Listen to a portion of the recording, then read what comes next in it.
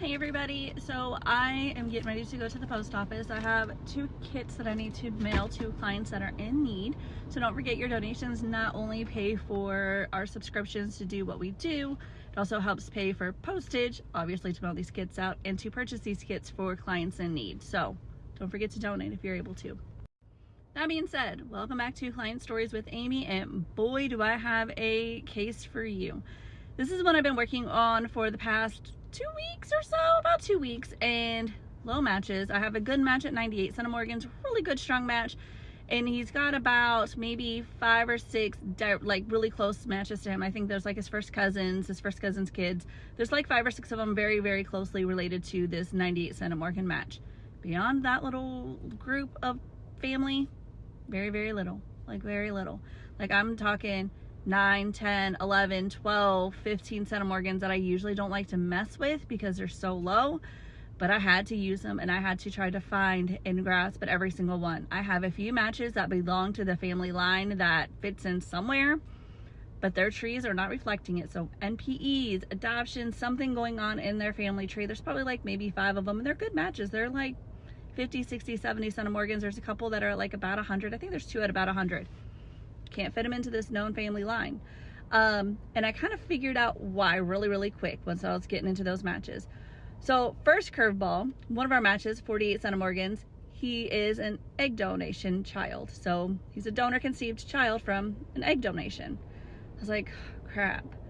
I ended up finding out who his egg donor is, and I spent a few hours talking to her last night and ran her family line.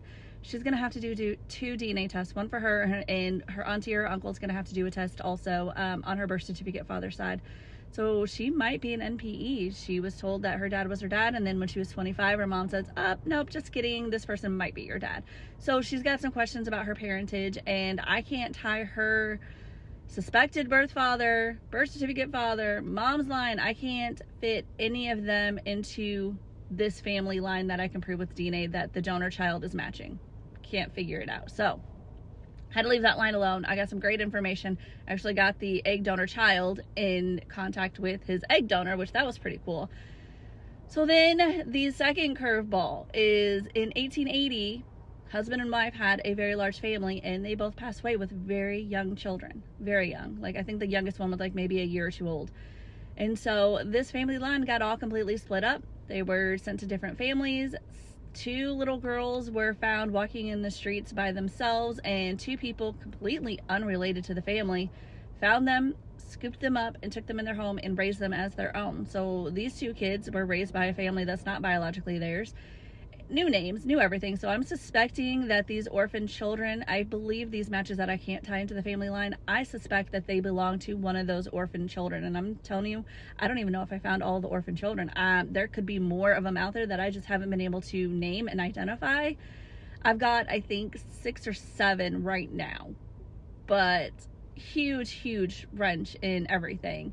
So with that huge thing, and one of those kids is directly related to my client, and my client, I didn't tell you about her. She was looking for her grandma's biological father. So I'm looking for somebody born right around 1880, 1885-ish, somewhere right around that range.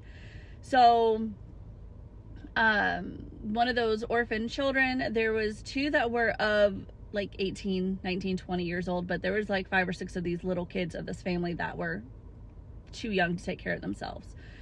So our client descends from one of these children in that line. We have a whole, like, more than half of these kids that are orphaned that are, we don't know what happened to them fully. Some of them we do, some of them we don't. We've lost track of them. I can't find them. I'm still looking, but I think I did identify who the biological grandfather is, and I think it's one of the older children from the orphaned line. But that's it. I'll see you guys later. I hope you enjoyed that story. It was a lot to work with. Bye, everybody.